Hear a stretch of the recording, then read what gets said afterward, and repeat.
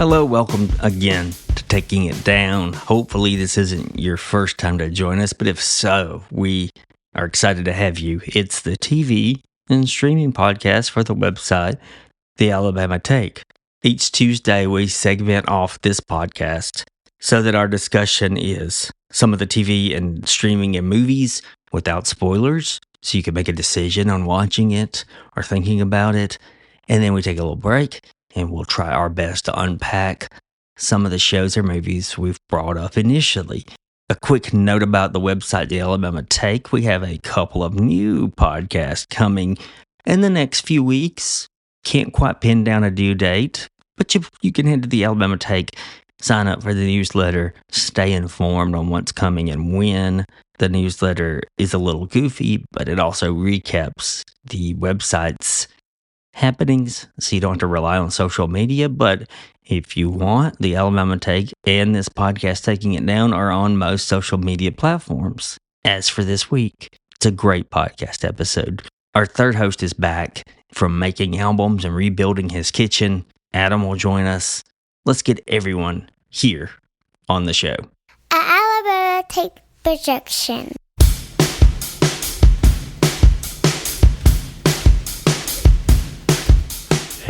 Well, what to my wondering eyes doth appear, but Mr. Adam Morrow, and no tiny reindeer though. Still, we have the wonderfully intelligent Donovan appearance as well. No, it's fine. I'm old news. I get it. Adam and his musical compadre Jamie Seago now have a hell of a rock and shoegaze album. It's true.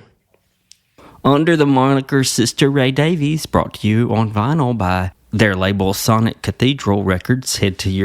If it's a good record store, they'll have it. Head to that place. Make that purchase for yourself for a holiday treat. Treat A yourself. stocking stuffer, possibly. Kind of. If you had a large stocking. Just put it under the tree. I'll put a plug in for the vinyl because I got it. Well, obviously it sounds good, but It's pretty. My wife thought it was gorgeous. Couldn't believe the artwork and everything, and just loved it. Like, she's like, "This is beautiful. I've never seen." And she said, "This is that moron that you used to hang around with in college that has produced such a thing." Well, it looks good. I said you had help. Yeah. I did nothing with the art, so I can objectively say it's amazing. It is beautiful. And I had a friend of mine describe the album length as polite. It's a polite 30 minutes. It doesn't overstay its welcome. Yeah, exactly. Just a polite 30 minutes. Number one with the bullet in England. Catch on, Americans. Has Netflix reached out to either of you to buy your home art? My story? Your story? Do they just want my home?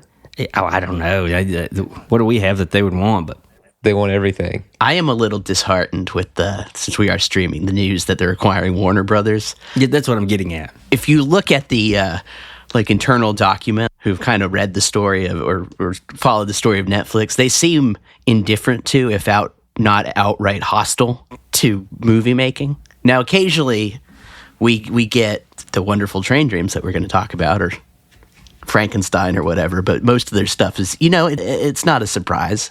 It's meant to be watched while you do laundry.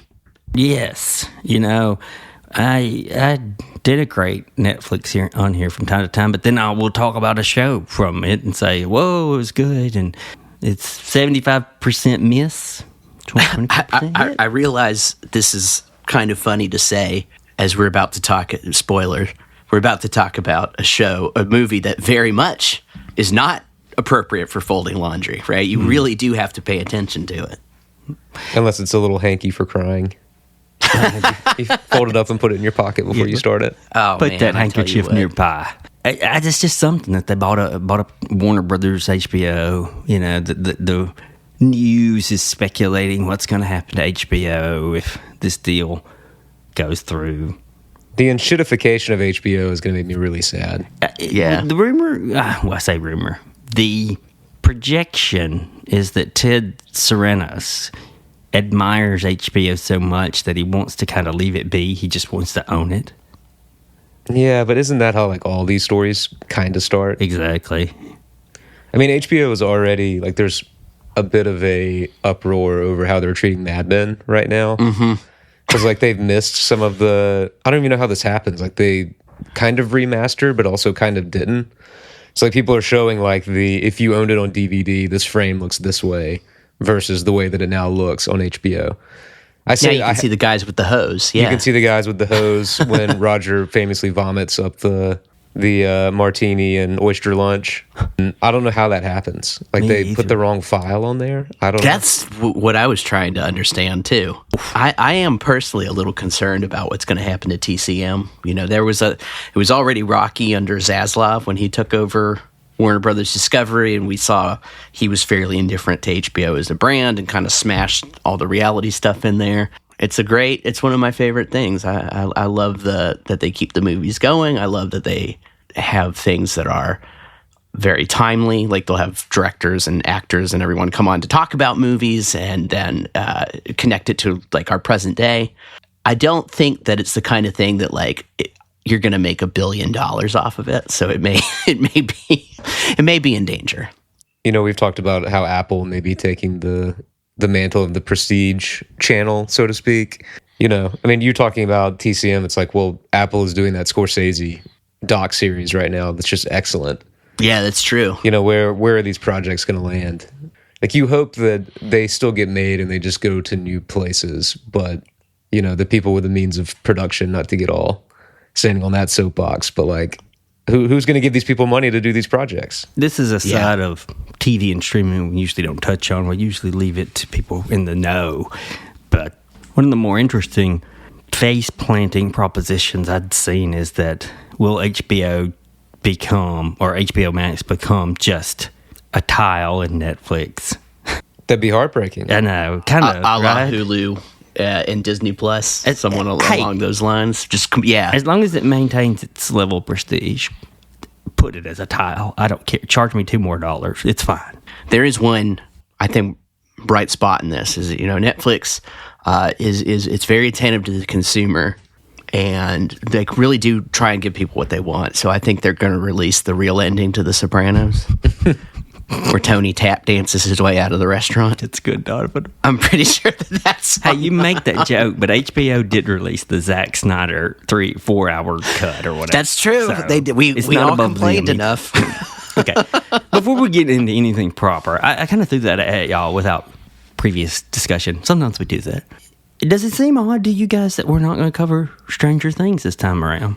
Probably. You know, as we were discussing Netflix, I mean, that's like the elephant in the room, right? Yeah. Stranger Things, probably their most enduring creation.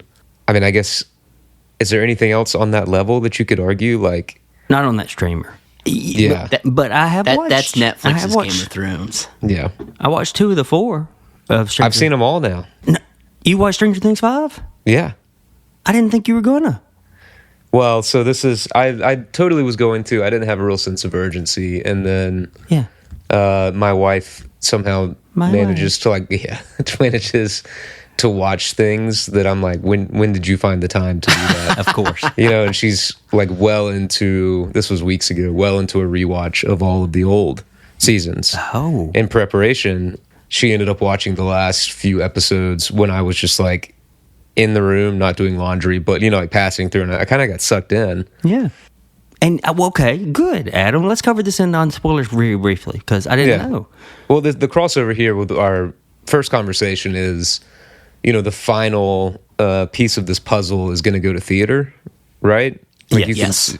So as well. Like, you don't have to. Right. But that is interesting to see Netflix, to Donovan's point about, like, what do people want, attempting to possibly pivot and, like, do things that are not constrained by what they were. You know, like Train Dreams had a limited release. I would have loved to have seen that in theaters. Didn't get a chance. This would have been a good one. Frankenstein did too. But them putting, and I assume that the Stranger Things will have the reach to, like, it will probably be in the local theater here. Yeah. I don't know that for sure, but it just seems likely. Safe bet. Yeah. So interesting to see how if the local, it almost feels like you're talking about community theater. The local theater is struggling. Maybe Netflix can throw them a bone, but I don't know. Maybe you can't see the new reality until it's here as like a consumer. So it'll be interesting. So I've watched 2 of the 4 They're going to split it up. We talked about this a long time ago, and I thought it was a nice, smart move. Put half of it during Thanksgiving, half of it during Christmas. Brilliant move. Why not? But at the time when it hit the streamer, I thought to myself, do I care anymore about Stranger Things? I watched the first episode Friday night, the first episode of season 5. And yeah, I do. It's fun. It's pretty good. Episode 2, pretty good. Still fun. Like, they've trimmed the fat from the bone on this season, and it's just propulsive. It's just go, go, go, go, go, from what I can tell. Adam, were you digging it? Yeah, I mean, I think in catching some of her rewatch, like season 1 had things to say about childhood and growing up and nostalgia, and like kind of did some heavier lifting than they do in subsequent seasons. And I think once you let go, I've been gone. I don't know if you guys have talked about my kitchen remodel here. We have, jokingly, yes. I am here because we ate our first home-cooked hot meal since September last night. So that's where... Hold on, I'll insert the applause track. Big moment. Big time moment. And of course, if you can't tell, I do have a cold right now, so forgive my talking through my nose here. But Friday we ordered some pizza, and it came. This is like our last, we got to limp to the finish line meal before we get this thing fully sorted. We're gonna watch Stranger Things. The hot pizza is delivered. Yeah, it's in that Domino's has gone back to their vintage looking 80s boxes. Yep, and you're like, this is not going to be a nutritious meal. Well, this is not going to be a meal of any refined substance, but it's going to be really good. And as I'm eating one slice of pizza, I'm already going to be thinking about the next one. Yeah, you know what I mean? Yeah, that is what Stranger Things is to me. But here's the thing: if they lingered on the thematic stuff we saw in seasons 1, a little in season 2, it would lose the feeling of we're wrapping this up. We're giving you the last bit. The heavy thematic stuff was in season 1 and 2 and 3, and now here. Yeah. Enjoy, right? And I think it's just, like I mentioned, to watch the next one right now. It's pretty good. So if you haven't watched, if you thought, Jesus Christ, these kids are grown, that's the talking point, who cares? Watch it. It's good. You're already suspending disbelief on so much. Oh, yeah. You look at them now and you're like, that is a person with a mortgage. Will is it seems like my age. Right. So there's some of that, and they do walk around a lot talking about how they feel about things. Yeah. It's kind of rinse and repeat on some things. Yeah, well. And there's a lot that's still like the I think we've talked on the show before about the mechanics of how these other dimensions are working are very fuzzy around the edges, right? We don't really want to know too much, and maybe they're giving away a little too much of the game in the newest season. Yeah. But I still want to know what's going to happen. Non spoiler, but I will say this: so if you're just itching for no mention of what happens, hit 30 seconds on your app. There is a short flashback scene in episode 2, and I was appreciative of it. And I don't like flashback scenes, but I was like, oh yeah, and it hit. It hit emotionally. It hit an emotional beat that I thought, oh, that's okay. That works. And anyway, you two could probably guess why it hit for me especially, but no spoilers. The show did bring me the meme of the week because I see on Instagram that the most unrealistic thing about the show is that it's supposed to be set in the 80s and no one's mentioned Larry Bird. And the creator of the meme says, not looking for a long conversation, but just even y'all see it, Bird put up 42 against the Knicks last night? Yeah. Damn. You're telling me a bunch of people from Indiana locked in place aren't completely locked on to Larry Bird's career right now? Yes. 1987, dude, I was locked. I was in Alabama locked in on Larry Bird. That's a good point. Let's move on. Let's move at the speed of a train here, maybe. Still on Netflix. We're going to talk about Train Dreams. Of course, we're non-spoilers here. We're going to mention the things that, kind of loosely, kind of broadly, and then we'll return to them in the back half with deeper thoughts or more specific things. This is based off the Dennis Johnson novella of the same name.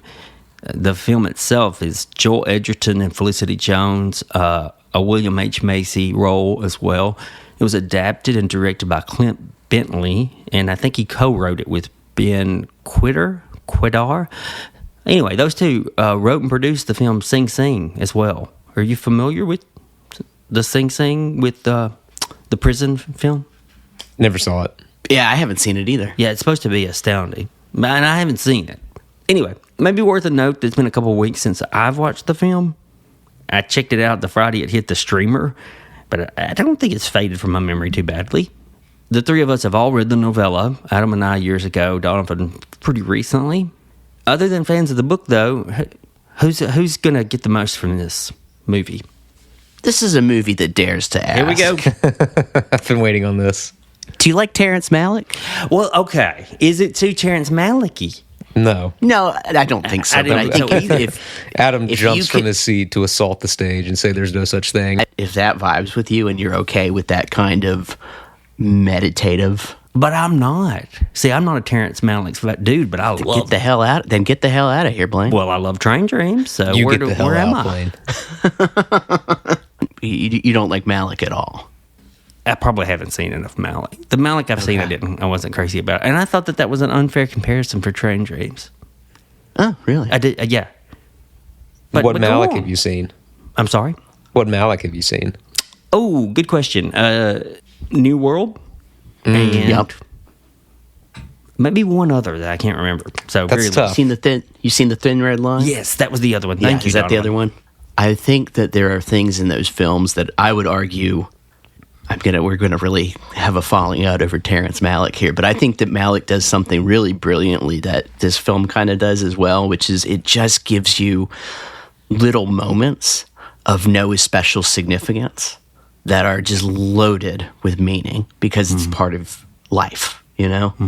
But I do think those are different. His later movies are different enough that they would bear, even if you didn't care for those, they would bear maybe checking out. Now, he did Badlands too, right? He did do bad. I don't Things. understand That was how his- anybody could like movies and not like Badlands and Days of Heaven. I haven't seen Badlands. I haven't seen Days of Heaven. Forgive me. I'm a TV guy. You guys know this. Well, you can get the movie on your TV. I know that. I know that. So, Train Dreams, the movie. Big love from me. What about y'all? Thumbs up. Oh, Yeah. 5 stars. Yeah. My only, and this is not the fault of the movie, my only feeling is that the novella made such an impression on me. Yeah. And I read it, finished it a couple days before I watched the movie. Yeah. You didn't have the distance. It was constant unfair comparison in my mind. And I should also say I thought this movie was very, very good. It's And a that- pretty sincere and close adaptation, though. It is, and I was very interested in the things that they didn't necessarily make it over to the adaptation. Those Yeah. were some things that I thought were really interesting about the novella. Yeah. But I think the movie, as it stands, is I'm with y'all. It's five stars. Joel Edgerton is the best I've ever seen him. Yes. And I'm a fan, and we're fans, I think. Yeah. Donovan, you and I definitely. And Adam He maybe has too. this way in this movie. I don't almost know how to put this, but he just looks like stuff is just happening to him in the way that stuff just happens to all of us. And I can't even put my finger on it, but something about his acting here is just like, it's not that he's hapless or tossed about, but it's just like he's taking what comes to him, and it's really incredible. Well, we'll give more specific examples in the spoiler section.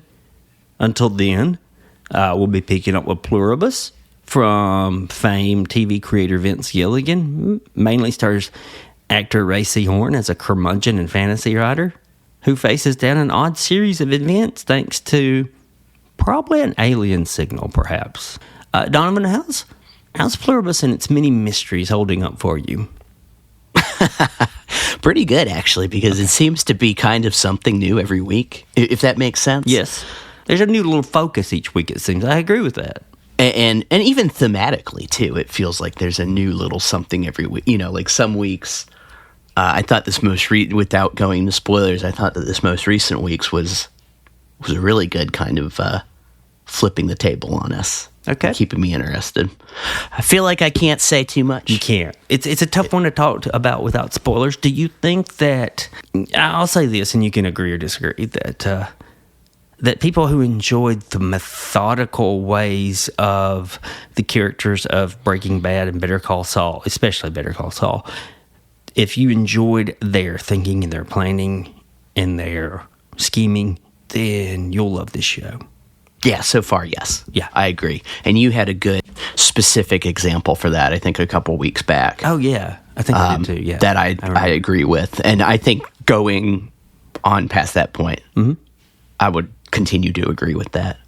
Yeah, it's very well made. Very well made. It is very well made, and it's very confident, which is kind of... Yeah. It's sure of itself as well. It's very sure of itself. So, and it's good so far. Like it's pretty good. There's meaty stuff to chew on and think about. I thoroughly agree, and there's a couple of things I'll talk about in spoilers that I'm not crazy about, but we'll get there. Yeah. And then Donovan and I both continued watching Welcome to Derry on HBO. Most listeners probably know it's the prequel to the two It movies from a few years ago and becoming more and more a centerpiece of the Stephen King universe as it is, at least the television kind of thing. Here's my question for you, Donovan. It's a non-spoiler question. What do you make of this thing being front and center for HBO in their coveted Sunday night slot? People like it. I don't know. Does it deserve that place, or do you care at all? I don't particularly care if it was... But if you put a gun to my head and where you're like, is this flag? This is a Wednesday night show. This is a Thursday night show. And that's fine. It's fine. Yeah. It might be a better question for Adam, who hasn't watched it. Does this deserve its Sunday night slot, which is we revere for HBO, I think, as TV watchers? Are you asking me to weigh in? You can if you want. You don't have to. Be honest, I was sending a text and didn't. Okay, it's okay. I want to give a final report on the Netflix series The Beast in Me with Matthew Rhys and Claire Danes. I finished it. This is non-spoiler stuff, but I'll just tell you guys and our listeners, it was good. It's a quality series up until about the final 3 episodes, where it became way too boilerplate, and you could find that kind of narrative in the thousands of streaming apps we have today. It's just unfortunate because it seems That's a shame. Yeah, it's what we were talking about earlier with Netflix. It had a Netflix feel to it in the final 3 episodes, but not in the first 5. Really unfortunate because Reese is doing intelligent and great work here and maybe playing another side that no one's seen him play. And it's good that he got that and he can do that and that he proved it. Claire Danes is always good. She might have overdone it just a touch or two here, but the show had potential to do a lot more than it did, and then it just became right down the middle. Fairly entertaining, but boilerplate stuff. And one other quick thing before we leave our section here. I have managed to watch one episode of the Tim Robinson show on HBO, The Chair Company.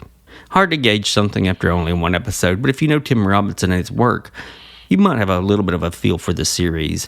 I think that anyone who knows Tim Robinson from I Think You Should Leave, you might question, okay, does that type of humor sustain a serialized show? And just from one episode, I say, yeah. And not only that, it works kind of well. It's zany, but then there's like this serious plot, and you're like, you don't care if one outweighs the other, which they don't.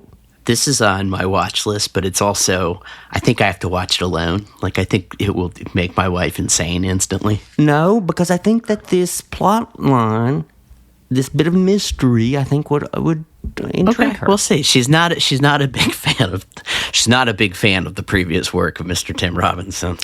Well, not even Coffin Flop. His fingerprints all over it, but the premise is that he has a chair fall apart underneath him in a presentation at work, right. And then he starts to investigate why, and that's just stupid and funny, and it works.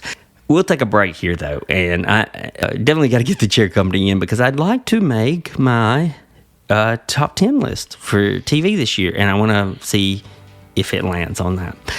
So we'll take a break. You'll hear a little something from me about what's going on. And on the other side is spoilers, same order that we mention them if they're going to be in the spoiler section. Hey, you could have missed it, but now you'll know. On the Alabama Take in the coming weeks will be the Best of TV in 2025 list and a lot more. Be sure to follow the site on social media, or even better, subscribe to the newsletter, which recaps what's been happening on the site and its podcasts. And why one more list? Do you really need another Best of TV? Well, the one on the Alabama Take is not going to have a show on there because it's supposed to have it for whatever reason. And it's not sponsored by any company or anyone.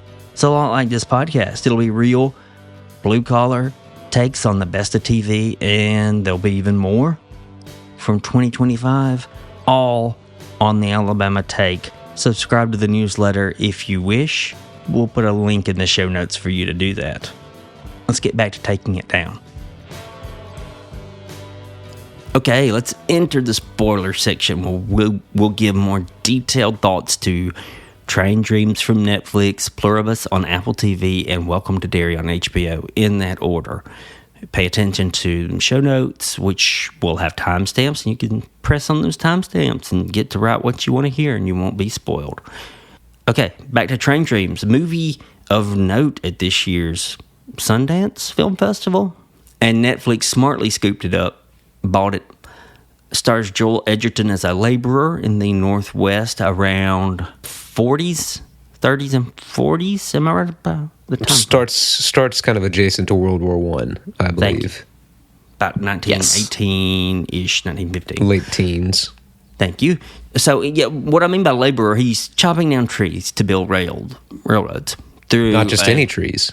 Big trees. Big uns. Huge trees. The movie could have been called Biggins. Kind of a misstep for this adaptation. Dennis Johnson, God rest his soul, he should have had me on his shoulder. Yeah, he's chopping down these trees to build railroads through a short spot of land, really, considering he sticks to the Northwest. It's a really short book. It is a novella. I never considered it a novella, I guess, because it's so short but so epic, you know? The movie is honestly, and the book, is honestly a birth to grave story of the life of a man, but yet it does it in a one-time sit-down read. And the movie is only an hour and 40 minutes. So it's the story of this man, his wife, and his child, in a way. And with that, I'll just start by saying one thing I've always loved is when art celebrates, everybody who listens to this podcast knows what I'm going to say, celebrates common life or blue collar or regular people, and then reminds anyone watching that we all have a story that's as rich as anyone else's. I have a lot of thoughts on that, I think, and kind of the strengths of this as an adaptation specifically, but also how simple what you just said is, but when it's really well done in art, how profound it feels. Yeah. Mm-hmm. Like if you say the beats of the story out loud, it's not particularly, you're like, okay, that sounds interesting. But then when you read it, it's like a gut punch, shot to the heart, transformative kind of experience, or at least it was for me. And it's not even in doing that in a way that's like, oh yeah, that reminds me of me. Although I think the three of us are all kind of blue collar, somewhat labor, not really laborers, but not me. We're definitely that middle class. Donovan's in the intelligentsia. Let's be real. Yeah. Oh, I got soft hands. Well, so do I, Donovan. But I do think that we work in a field that is a blue collar and low to mid class ish. Yeah, his version of that laborer life is happening at a time when people are living like a modern 20th century life elsewhere. That's right. Yeah. And one of the strengths of film, I think I was texting with actually my old boss when I did TV and film stuff about how beautifully shot this is and kind of the advantages maybe of the visual medium. Those shots when he sees from the train on the bridge that he built, traffic. Yeah. And in the book, you're like, you still think that this is basically like pioneer days. So if you saw a car, it was like a Yeah. Model T or something. Yes. But in fact, it's modern traffic. It's stuff we recognize. And then when he sees a television, Yeah. you're like, this dude was not only a hardworking laborer, he was living at a time where the people doing this work, I mean, across the continent, if he lived in New York, this is an entirely different life this man leads. I don't know why Yeah. that struck me so much with the film. Yeah, well, there's something in the novella and the movie that is about how transformative the time period was, how monumental, and yet he is still Robert. He is of the same generation. You know, there's a character dies on Mad Men, and they're trying to eulogize her, and they say she was born in a barn in 18 whatever, and she died in the 50th floor of a skyscraper in Manhattan. She's an astronaut. What a line. You know, What and a this is, line. you know, y'all were saying it could come across as a series of things that happened to this man, but he has more agency than that. But it's not like, you know, now you can watch on YouTube or whatever reality channel, like people who return to nature, you know, like they choose to push away modern life and go do this. This dude just found himself there, you know, doesn't know where he came from, doesn't know who his parents are, and goes through life and isn't helpless, but is making the best of the world that he knows. Yeah, I think that's a good clarification of what I probably meant, where it's like he's not helpless, but like he takes the world, like the world, he takes it as it comes, right? Like the world is still the world. Right. In the same way that, like, you know, of the three of us, only one of us talking right now has left the region that they grew up in, really. Yeah. You know what I mean? Like, that's just how life works. Yeah. We Yeah, have or agency. We even- make money. We could leave. But, you know, you just kind of keep going through life. Yeah, and I mean, I think with Train Dreams, you know, it's like he does do things. He makes choices. He makes decisions, but also stuff happens. You know. I used to teach this novella in a contemporary literature class. Really, I did, yes. that's interesting. Did they like it? I'm really curious. They found it middle of the road, I think. Really? But I think they did enjoy it with my help. Okay. This And I is would one that, tell them- like, I would want a high schooler to read, but at the same time, I would not expect a high schooler to understand. Well, To have, and not even like a language thing, or like, it's like, how do you, I think the classics can open up a young reader in a lot of ways, like blow their mind and like show them, expand the horizon line. But you kind of have to have some experience to bring to this one. maybe. Well, it's the same case with The Great Gatsby or To Kill a Mockingbird. You can't get those thematic elements, those gut punch thematic elements, until you've tried to achieve a dream or you've had children, you know. Mm-hmm. I'd tell my students then, though, it's right there in the title, Train Dreams. It is a book about differences. It's a book about juxtapositions. It's the differences that you can find in a small piece of earth. There's vitality and horror in common, normal land that's 10 square miles. It's about the differences in two generations when the world is changing and mankind is changing. And it's just about one is tangible and one is abstract, and they coexist. And I would How can tell- something be beautiful and violent? Yeah. Yeah. I would say that. Train Dream. I think that's a beautiful title. We were joking about the title earlier. I think it's wonderful.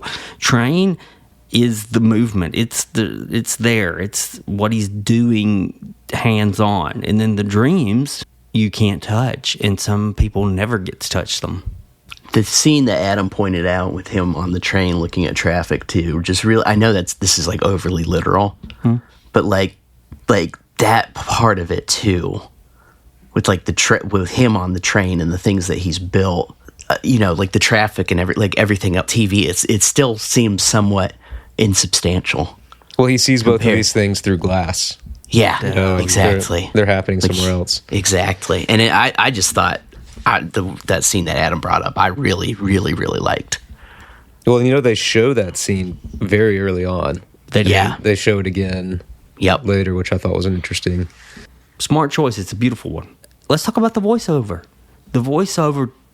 Will Patton. I'm Good a fan. stuff. I'm a fan. He does the audiobook as well, if you haven't listened to that. No way. Oh, It's interesting. Great. It's great. Dude, that makes me want to listen to that.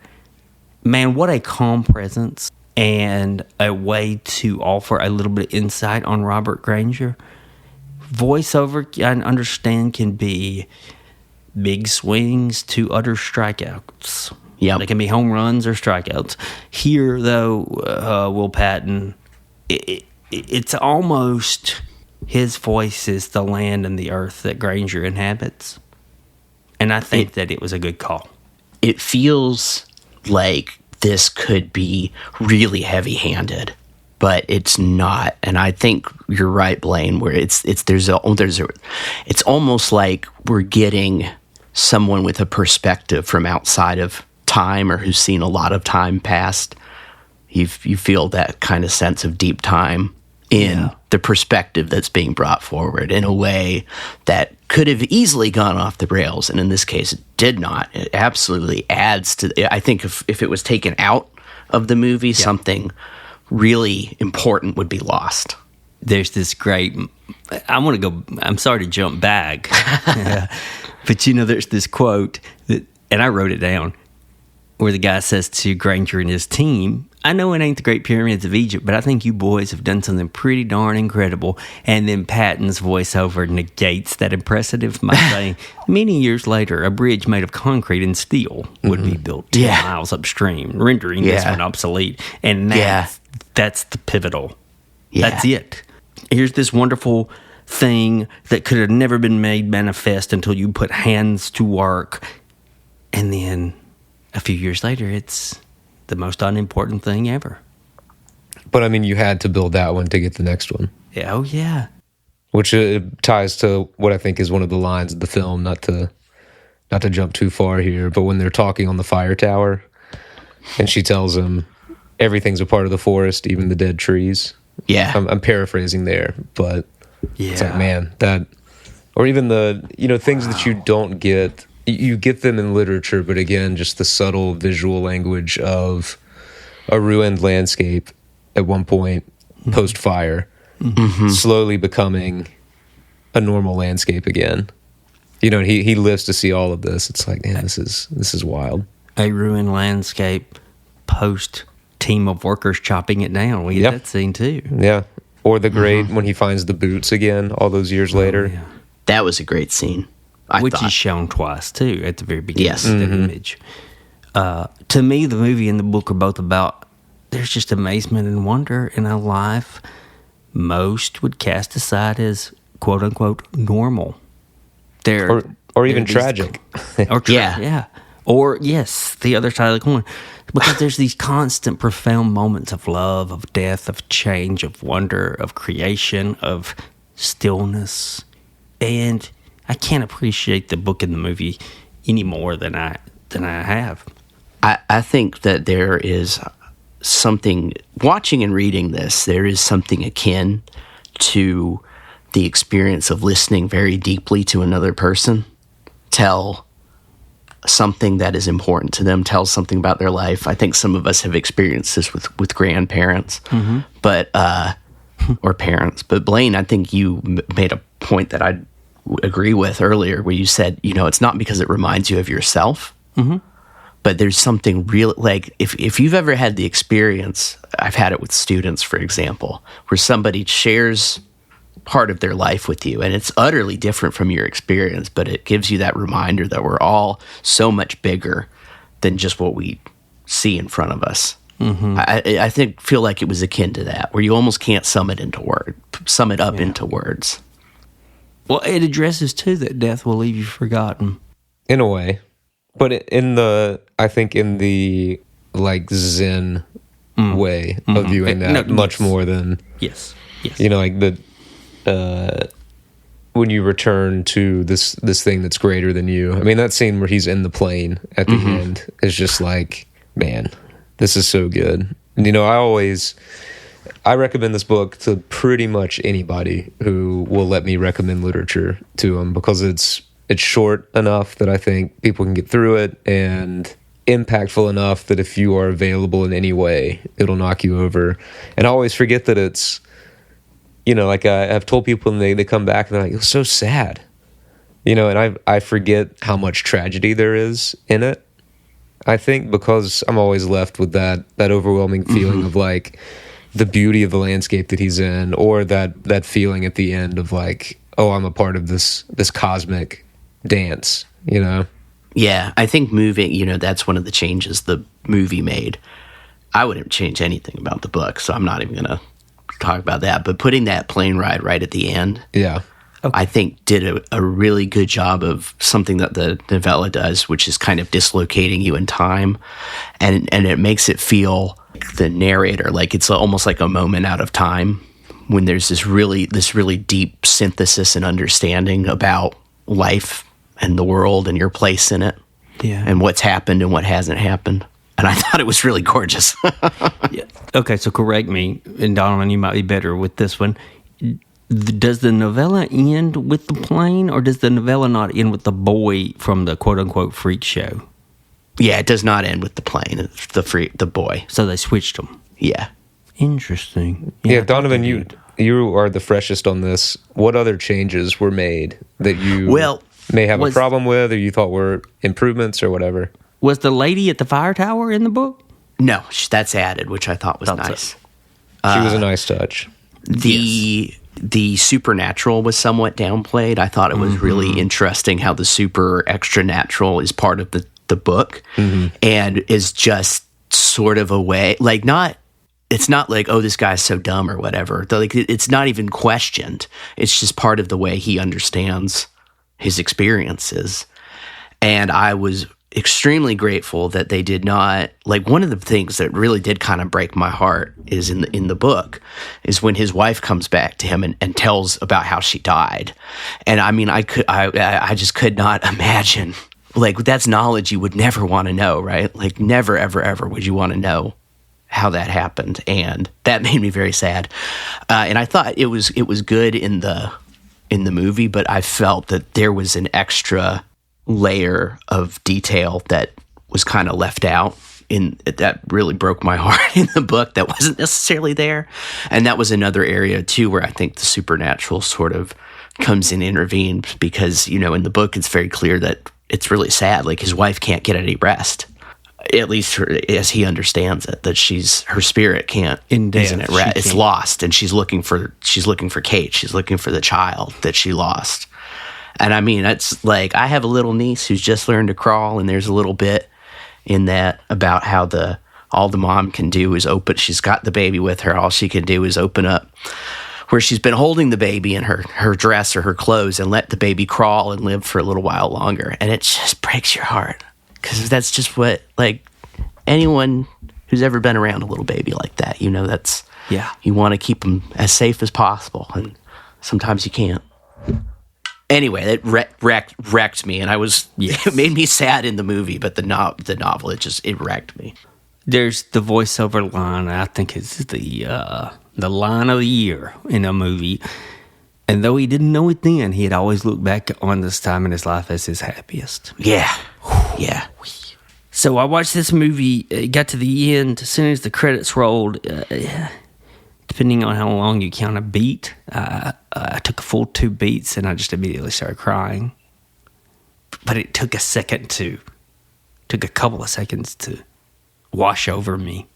I think it's very cathartic, but I wouldn't go so far as to, like in the classic, like, why do we read King Lear? Because it's catharsis. Like, I'd say it's cathartic and there's tragedy, but it's not tragic. Yeah. It goes back to the old question: can there be tragedy if they're not on top of the world and have that downfall? Sure, yeah. I suppose he was on the top of his own world. He was the king of his own world. He had his house. He had his everything. He had his little land. Right. There is a fall. It's not due to his hubris or anything. It's not necessarily due to his hubris or arrogance, although you could trace it back to, humanity intervening with the forests, right?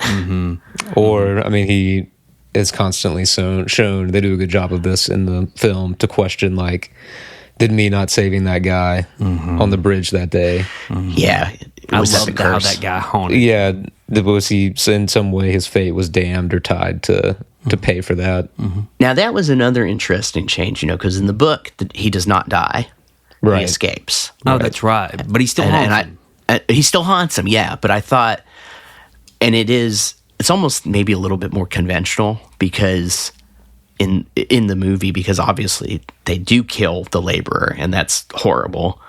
Whereas in the book, he's more haunted by the, like, I had every intention of killing this man, or helping to kill this man, even though it didn't happen. I had the, like, I did it in my heart, so to speak. Like, I would have happily thrown him off and watched him die. He felt the violence within himself. Yeah, exactly. That's an interesting change. If you're the filmmaker. It's an interesting change, right? And they physically choreographed that scene to where, if you don't know the book, I think you're supposed to be left with not knowing if he was trying to intervene or help.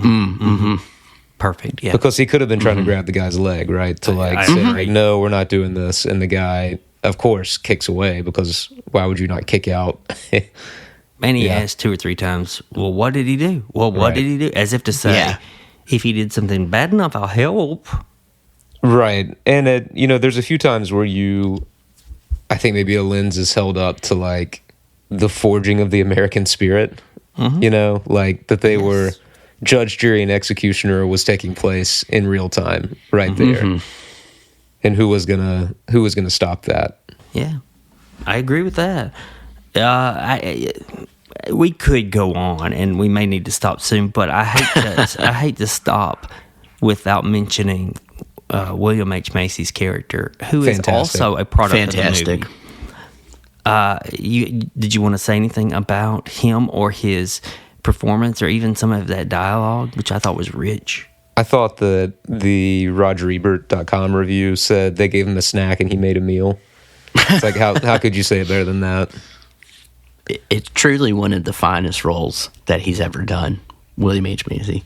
And he's got 10 minutes of screen time, maybe 15. I mean, it's just like he makes an indelible impression, at least upon me, the viewer, in a way that makes you understand, like, he made an impression on Granger's life. And I think there's that extra element of, like, sometimes it's folks were not around for you never know what's gonna stick with you and who's gonna. Wow, yeah. That's the impression I got, and I felt they did that well. I wouldn't be surprised if he's nominated for the Oscar, even though it's a brief appearance. I'd give some folks in here an Oscar. Yeah. An Oscar nod for sure. I think, the obvious thing is that he's, I'm going to use the phrase again, holding a mirror up to the life choices of everyone there, of, like, can you be an old man and be out here? Yeah. Like, what does life, it's such a, the old phrase, like, animals usually don't die of old age in the wild, and, like, these folks are living, like, one step removed from that kind of life. So what is the long-term plan? And again, Blaine, you said how much changes generation to generation, how the grandchildren of these people, lived in the suburbs, possibly.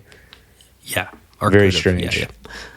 I feel like we should shout out the cinematographer here before we completely. Oh my gosh! And I'll also, I know, I learned after watching this that I think it's Bryce Dessner from The National who did the score, which I thought was beautiful. Nice. Very so interesting. I think the score and the cinematography. The cinematographer was so well together. Adolfo Veloso, I believe is how. Is he famous for anything we've seen? He's still a pretty young guy. He worked good for him. Worked with the director on his first feature length. Edit this out. Clint Bentley. That's right. Yeah. They had collaborated before on Jockey. Oh! I've heard. Yeah. But there was some interesting points. There's a great, I think Variety made a video interview with him where he kind of ran things down and gets pretty in the weeds about like, we used this camera for this reason. I think you guys would enjoy it, but said they shot 99% of it with natural light. Wow. That doesn't surprise me. It should not only a pressure on him, but that means that all of those acting performances, there is if you want the sunset or you want the specific lens flare, whatever, you better get it in 4 or 5 tries. Yes. Wow. So all of those, I think, amazing performances were kind of done with that restriction, burden, however you want to view that. Urgency. Yeah. Urgency, yeah. And apparently they studied old photographs. Oh, really? With the idea that the story is almost like a connected series of snapshots. And so he said they felt like they were putting motion to these old logging photographs that they found from the era, which is why it's in 3:2 aspect ratio. I see it. That's pretty cool. And I think they were successful. Yes, I would agree. Absolutely. Man, I did not know that about the takes, though. That is incredible. Because so much of this is like, they're absolutely getting like specific light for it. Like, I can't imagine doing that kind of work under those kind of conditions. I mean, my goodness. Well, Edgerton's good. Clearly, they're good at As their is jobs. Jones. Yeah. As is Felicity Jones and Felicity William Jones is really good. William H. Macy. Everyone in this movie was good. Yep. We recommend it. Like I said, we could say more. Hit us up online. Email us. We'll say more. But instead, we'll just shift gears. There is an odd connection to Train Dreams and Pluribus, I think. You know, Train Dreams alludes to we are kind of connected. Yeah. And then Pluribus shows us, that might not be a good thing in the way that you're thinking. Yeah, we're back this week to talk about some Pluribus. And Donovan's back with us again. So, of course, that's the Vince Gilligan show on Apple TV. You're in spoilers. Be careful. I have a strong and maybe controversial take coming out of the gate, right? I think the show could have used another protagonist. Really? Okay. Since Carol's the audience's surrogate, that's huge. That's important. If she was the protagonist but not the audience surrogate, I think I could live with this. It's just a bit of a bummer to have someone who's not curious as to what's going on in a way that's more fascinated and less abrasive about it. I do understand she's grieving. She hasn't even fully processed that grief. It hasn't even fully hit her. But she's aloof as a character, and not just to other characters, but even at times to the camera. I think that's a part of the performance. It's purposeful. It's almost like Carol doesn't even want us viewers to be there, much less the aliens. And that's such a controversial take for me because I thought she was so inviting in Better Call Saul. She had wit and bite and charm. Here she's got wit and bite. I just don't think Carol's a charming protagonist. No, I don't think she has a lot of charm necessarily, although I do think, like you said, that this is intentional because I think that she is literally closed off from other people, and which is, of course, a huge counterpoint to the consciousness that exists on Earth now, right? Yeah, I just have so many questions. I want her to consider that she does it, and I know that's forcing things on the show that's not there, which is something we try never to do, but that's my point. Yeah. The sooner she gets a regular human cohort, I think the better the show will be, which leads us into our most recent episode. It'll go from a very interesting show to possibly one of those Gilligan-esque great ones, or at least will have that potential if and when she meets up with the guy from Paraguay. Yeah, we'll see how it goes. Yeah, he has a name, but it might be out of my reach to pronounce. Manasusos? Yeah. Something? So episode 6 is HDP does go away to help show Carol in a more lonely light, but then she's contrasted with the dirty Frenchman.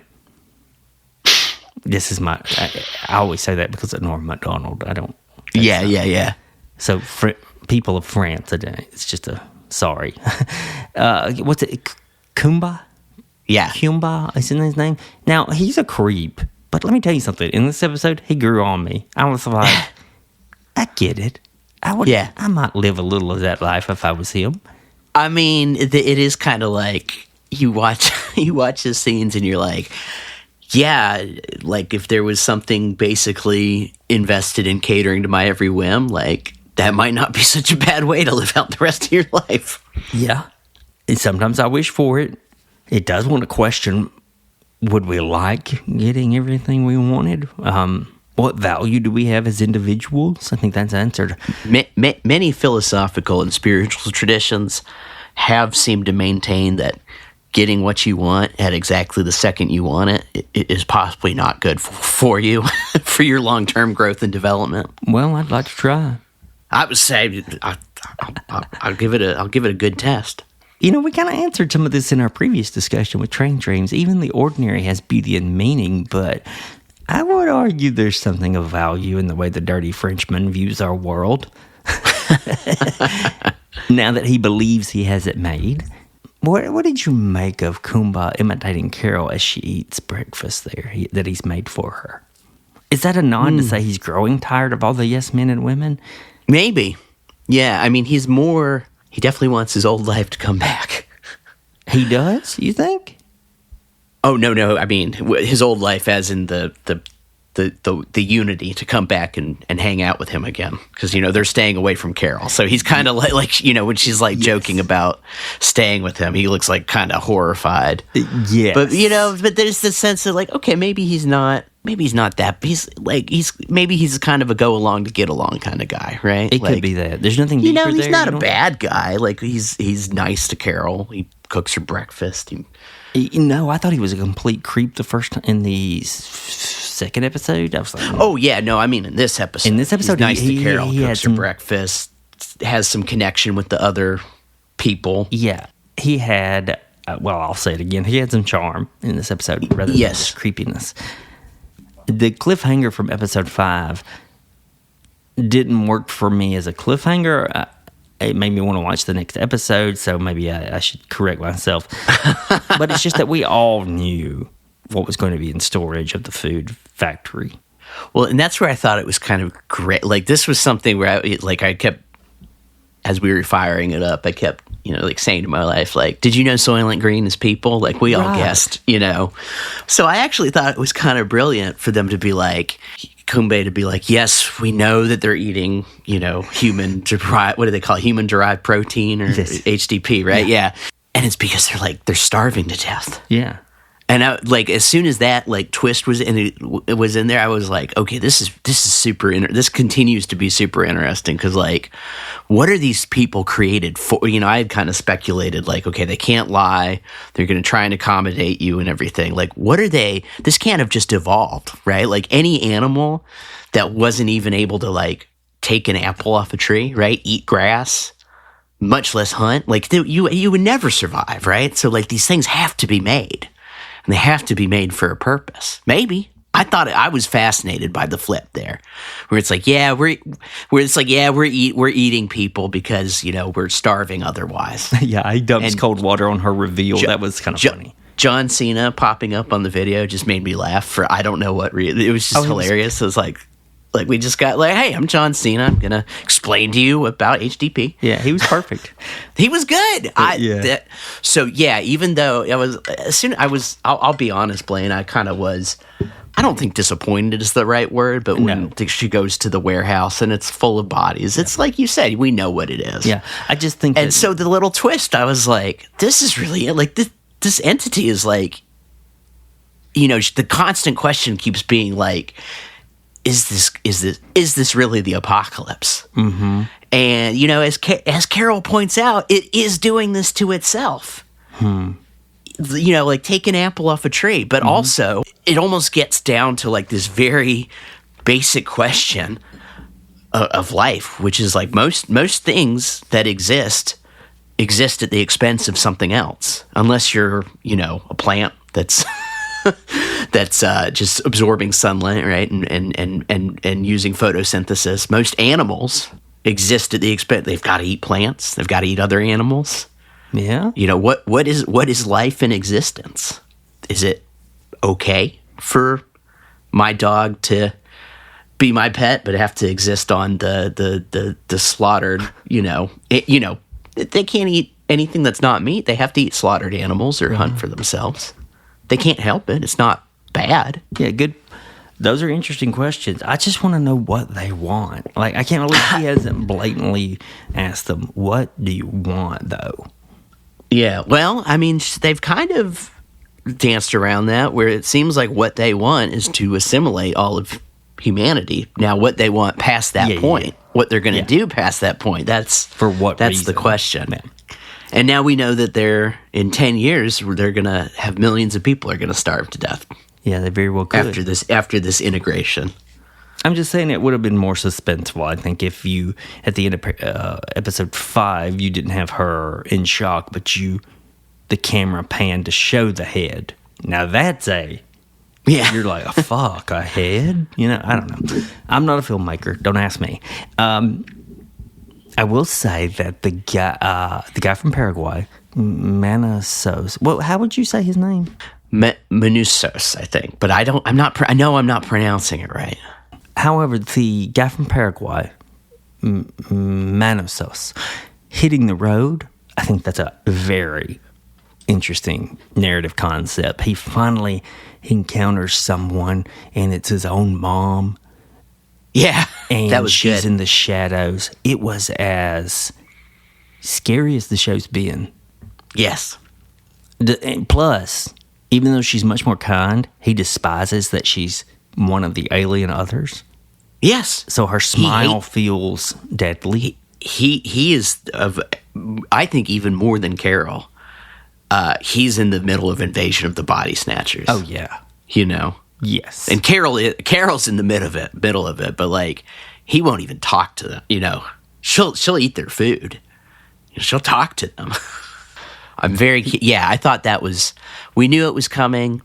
I've kind of liked, this is just little stuff, but I do think it kind of adds to the suspense where it's like, okay, what we're seeing of Carol is like day 12. What we're seeing with him is day 9. So we know that they're moving to a convergence. Yeah. I just hope that's not the end of the season, them finally meeting. Yeah, it is kind of I think a show like this is tricky where, it is the mix between like, if you tell me too much, it is almost analogous to it might be bad for me, the viewer, to get all the answers that I want instantly, right? Like there's the balance would be the between, dirty Frenchman. Exactly. Like there would be, but there's a balance between like, okay, drawing it out too. Yeah. That that frustrates you in the other direction. So it's a balancing act. Gilligan usually finds the right balance. Based on his past work, he seems like he knows how to make entertaining TV over multiple seasons. Yeah, it's certainly engaging. No doubt about it. I'd be interested to see if any of the regular 12 who are left take up the alien others on this painful transformation. Well, the mother in India sure seems so supportive of her family being under their sway. I wonder if she is that supportive. Like, are you that level? We did have one of the, keep wanting to call them survivors, but one of the individuals who had said that she's ready to join them. She wants to be with her sister, I think it was. Oh, yeah. And we'll see. Maybe she's going to, it probably hurts pretty, it's probably like, it feels like a spinal tap, right? Sure, but then I imagine you never hurt ever again, right? Speaking of joining, Carol makes mention that she has eggs frozen in I think it was the second episode with the ice hotel. Yes. Now, that might be a way for her to become one of the others without going the route of the needle to the hip, but will they do that? What would you lose if she does become one of them? I don't know. I'm still not certain the direction the show is going and what we're supposed to make of it heading there. Which is, I feel like this is more compliment than not. Like, I kind of feel like I've had a little bit of the rug pulled out from under me with every episode, and it becomes interested in different things thematically, but not in a way that feels scattered and directionless. It doesn't, but in a really interesting way. As a total, as a whole. Yeah. Does it? What? I'm sorry. I thought you said something else. Does it lose its thematic idea as a whole, though, in each episode with it doing that? No, I don't think so. Because I think it's kind of aspects of this big, high concept idea that it then will kind of like drop in. Like, and what it is kind of doing a good job of like, what if society changed this profoundly? Yeah. There's going to be so many facets of change. They still add up to the totality of what it is. When I think about it being a anti-AI piece of art, I get a little too confused on why does that fit with it. So I should be more open about its ideas. Yeah, I don't think it's nailed down quite that easily. At least not yet. Yeah, we might need to see the whole first season. Yeah. Okay, let's also take another step back into the disturbing town of Derry with HBO's It prequel, Welcome to Derry, where the bad side of this place may be rubbing off on Major Leroy. Looks like, he's a little less in control of himself. A little less patient. Yep. Hank gets a hiding place. Dick is seeing the dead after years of keeping that away from himself. Yep. Ingrid Kirsch has some daddy issues. Yep. Got to say, I'm really wanting to know what the dead people have to say that we wouldn't want to know. What a great line from Dick's character there. I'm almost, I think it's a great line. I agree with you. I think it's one of those things, too, that's like, it's like, don't tell me. Don't tell me. Don't tell me. Yeah. Don't tell me that. Don't tell me what it is. It's scary as is. Exactly. Because it's the unknown, right? Yeah, no, I don't think they'll tell it. I just thought it was such a great line. No, I thought it was good too. It does allow me to say that Chris Chalk does a good job carrying about as a deeply troubled guy with this shining, this seeing dead people thing. All the acting on the show, I think, is really good, which helps keep some of the more sillier narrative choices belted a little. But Chris Chalk, though, in this series, he proves that he is a varied actor. He can make varied choices as an actor. I think he's in a way, he's, or at least for me, kind of one of like the grounding presences. Exactly. Of the show, which I think is really interesting, seeing as he's the guy who can like sense things, get in your head, and see dead people. Exactly, but he's the most realistic of the people. Leroy's he's wife. Kind of just like, he's just kind of like, it is what it is. I've got this power. I have to take life as it comes to me. Yeah, he plays it well. Kudos. Very well. I hadn't remembered really. I'm sure I've seen other things with him, but I hadn't remembered really seeing him in anything until Perry Mason. And I thought he was very good, and I was pleased to see him again here. Mm-hmm. And gosh darn it, he might be better here than in Perry Mason. And that's funny to say because it is Welcome to Derry. It is the It prequel. Yeah. It does lack some serious tone that It's not a prestige show by any means. No. I mean, maybe it kind of wants to be, but I mean, it's got a little bit of the Goonies in there, and it's got you know what I mean. It kind of wants to be, and then it kind of realizes it doesn't, and that's a question to be. A little back and forth. I'll agree with you on that. Lily gets the intel from Miss Kirsch herself that her dad was, I suppose, the first version of Pennywise, so to speak. He was what this entity decided to take on as a visage. For most of its time in Derry.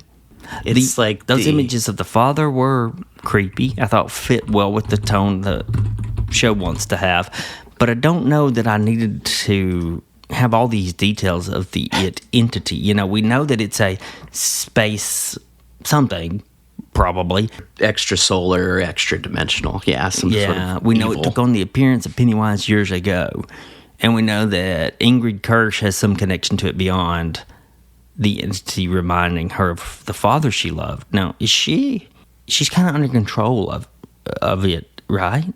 Am I either that or she's just insane? Okay. Like she's I mean, because she's making truly horrific for something that she knows is really not her father. But, she adored her father. She wants to see something that reminds her of her father. And she's completely fine with it's got to eat some kids if I'm going to have that happen. She's playing the role of the female clown. Are you familiar with this character? No, not at all. Yeah, me either. So I'm a bit curious after that last episode. I'm a little curious to see where it's going to go. I haven't decided yet. I think I'm going to have to see more of it because I kind of haven't decided how I feel about the Ingrid stuff. If they tie it back with her father and everything into it in a really interesting and compelling way, but I'm like, I understand that the clown chose to look like, or the entity chose to look like a creepy clown. Right. I understand that. I understand that. Yeah, we got that. I don't know. Maybe it'll be really good. A female clown, not sure. So there's this idea in Welcome to Derry that no one dying really dies in Derry specifically. If that goes explored, if they do explore that could be really horrific and fascinating. Both Miss Kirsch has said it and Dick lives it. So, what is it the dead have to say? Why do they linger? What's that say about Derry? What's that say about the kids there or anywhere? I don't know if the show wants to answer those questions or not, but if so, I think that could improve my judgment. Although I do enjoy watching it. It's just not...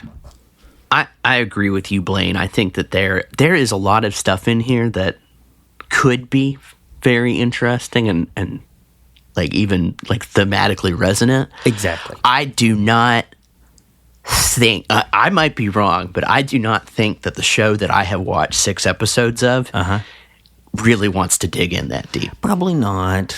Which is fine, right? It's I'm kind of watching it. It's not bad. It's not great. It's not bad. Right. There's usually something in there that I'll kind of enjoy for one bit. Even if it's just creature stuff, like when the clown finally reveals himself, I was like, oh, that was weird and creepy. Okay, I like that. Yeah. On this podcast, you and I particularly have pointed out that horror and science fiction are really great gateways to uncover the more in-depth things about life, yet still be a mode of entertainment. Oh, for sure. And you're right. I don't know if this show wants to be just... I'm not sure how interested it is in that. So, we'll see. Next week, we'll have Ingrid... Next week, I say. It's actually tonight. We record on Sunday. Some of y'all have probably seen Sunday's episode as we release on Tuesday. But, so coming up, we're going to have Ingrid and... I guess her clown costume heading to where these horrible white guys are intending to punish Hank for what they think he did as the crime that he didn't commit of killing the kids. Since she's the lady who was with Hank initially, I think she should take one for the team here and admit she's to blame for this mess. That might it's going to rebound on poor Hank, no matter what happens. I think so. And how involved will Dick be in this whole barroom showdown? Don't know. Yes. So it has us interested. Does it warrant our week-to-week discussion? I don't know. Sometimes it zigs and it's interesting, and sometimes it zags and it's like, I saw the Goonies. I get it. It does look really good. It's well produced and it's well filmed. It does look really good. And it's got some great acting. It's just the narrative choices. It seems like everything we talk about on here boils down for me with the writing. What side of the fence is the writing? I think you said it earlier, Blaine, in this episode. Maybe it was last week, but I think you said it earlier today that there is a little bit with it where it's just tonally, it'll kind of be, you said it today, where it'll be like, oh, it's trying, and then it'll kind of be like, but the show we really are is this, and it'll kind of swing between, the mode, the feeling. It'll oscillate a little, too far one way, you think? Maybe not even too far, but it's like, okay, is this what kind of show is this? There's just, it feels, which I think is just a roundabout way of me saying I think it's kind of an inconsistent show. I agree. I think a show that that gets this a little better and more consistently is Stranger Things, which we talked about in the non-spoiler. Yeah, it's funny too. You know, we had mentioned, you and I, but I had the same thought at the first episode. Like, wow, this is just like Stranger Things, and it's the genealogy somewhat works the other way, and that Stranger Things is inspired by this, but now this, coming after Stranger Things, is now inspired and working off the collective memory we have of Stranger Things, right? And which was inspired by the Goonies, which was inspired by the, keep going. Yep, of course. The Body, you Stand By Me, stuff that Stephen King wrote. Of course. Right. Stranger Things is heavily indebted to King. Yeah. For sure. In some ways, Stranger Things is it. Mm-hmm. Not completely, but there's a big element of it's it. Yeah. Watching those first 2 episodes of Stranger Things 5, I've taken that into consideration a ton. Mm-hmm. I think to myself, oh yeah, this is borrowing there's the Vecna character versus the entity of it, the Pennywise. Yeah. That brings us to the end of our episode. We had a great time today, and it was a little longer, but we hope you enjoyed it. For Adam and Donovan, I'm Blaine. We hope that your life is as enjoyable this week as an open air plane ride. Yeah. Talk to everyone next Tuesday.